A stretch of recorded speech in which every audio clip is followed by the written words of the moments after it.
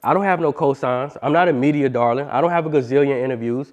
I'm not on your biggest platforms, but I understand how to take my independent platform, add the importance, add the urgency, add the scarcity, add the incentive. But you can go look me up on Forbes and see that we was making $1.5 million a month. Best month, 1.625, by the way.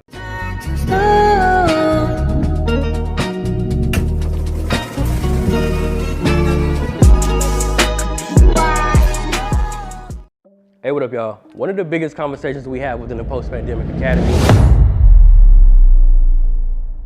or period, is how artists are in terrible positions. How long-term, they're not the benefactor of their business deals.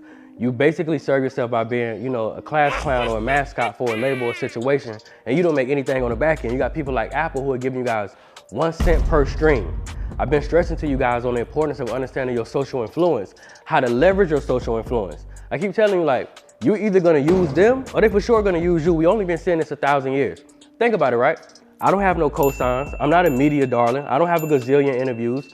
I'm not on your biggest platforms, but I understand how to take my independent platform, add the importance, add the urgency, add the scarcity, add the incentive.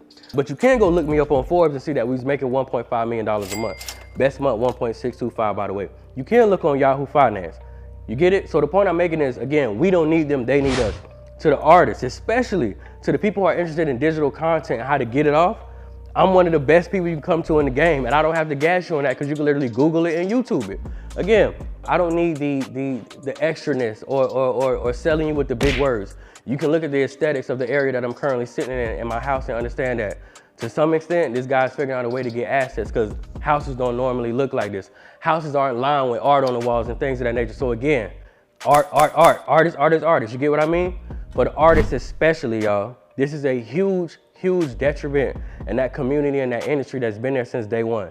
You guys give your all in the booth. You give your all in your notebook. You give your all on the pad. You give your all on the stage. Only for 10 years later, you be out, looking for a place of employment or struggling to maintain that lifestyle. Click the link in the bio, join the Post-Pandemic Academy right away. Again, you don't gotta take my word for it. Go ask Google.